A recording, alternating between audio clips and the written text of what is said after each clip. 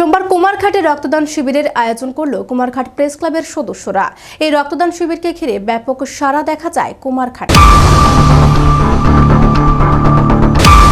শুধু সাংবাদিকতার পেশাতে থেমে নেই ত্রিপুরার কুমারঘাট প্রেস ক্লাবের সদস্যরা, আবারও সমাজ সেবায় এগিয়ে এসে নজির করল কুমারঘাট প্রেস ক্লাব। একের রক্ত অন্যের জীবন, রক্তই হোক আত্মার বাঁধন, এই লক্ষ্যকে সামনে রেখে সারা জাগিয়ে কুমারঘাটে অনুষ্ঠিত হলো রক্তদান শিবির। Kumarghat Press Club, Lions Club এবং আসাম রাইফেলস 28 নম্বর বাহিনীর যৌথ উদ্যোগে সোমবার কুমারঘাটের মাঙ্গলিক হলঘরে অনুষ্ঠিত হলো এই রক্তদান শিবির। মঙ্গল প্রদীপ প্রজ্বলনের মধ্য দিয়ে শিবিরের আনুষ্ঠানিক সূচনা করেন ঊনকোটি জেলা পরিষদের সভাধিপতি অমলেন্দু দাস। উপস্থিত ছিলেন মহকুমা স্বাস্থ্য আধিকারিক চিকিৎসক সুচরিত চাকমা, কুমারঘাট প্রেস ক্লাবের সভাপতি তপন বণিক, আসাম রাইফেলসের commandant colonel R S. Negi, Lions Club Kumarghat রয়্যালসের সহ সভাপতি ডক্টর সুব্রত শর্মা সহ অন্যান্যরা। অনুষ্ঠানে উদ্বোধকের ভাষণে সভাপতি বলেন, বিভিন্ন ব্লাড ব্যাংকগুলোতে রক্তের সংকট চলছে। এই অবস্থায় এই ধরনের শিবির যথেষ্ট তাৎপর্যপূর্ণ।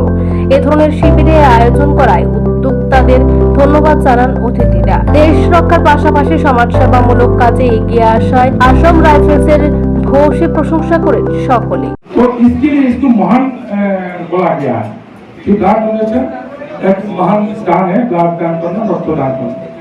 আমাদের এমআইসি বলেছেন যে আমাদের মধ্যে একটা অ্যাওয়ারনেসের প্রয়োজন আছে যে যারাই আমরা হসপিটালের পরিষেবা নিতে যাই, আমরা পরিষেবার বিনিময়ে যাতে এক ইউনিট রক্তদান করার মতো মানসিকতা আমাদের মধ্যে তৈরি হয়।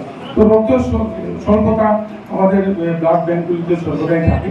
আর বিগত 3 মাস বিশেষ করে ইলেকশন প্রসেসিং থাকার কারণে আমাদের এই ক্যাম্পগুলো হয়ে ওঠেনি, বা বিভিন্ন ক্লাব, এনজিও বা লায়ন্স ক্লাব, প্রেস ক্লাব ওনারাও এই আয়োজন করতে পারেনি। কিন্তু এখন ইলেকশনের প্রোটোকল শেষ হয়েছে, আমরা ফ্রি হয়েছি।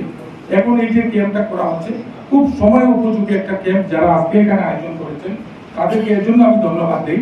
আমাদের প্রচুর শর্ট আছে রক্তের, প্রচুর শর্ট। এই সময়ে আজকে এখানে যে বিশাল সংখ্যায় যারা রক্তদান করবেন, এখানে 120-25 ইউনিট রক্ত, যেটা এখান থেকে এখানে আমরা এটা 125 না বলে এই 100 ইউনিটে আমাদের 500 লোকের কাজ করবে, এরকম আমরা ভাবতে পারি যে আমাদের রক্ত যে কমি আছে সেটা অনেকটা সুধার হবে।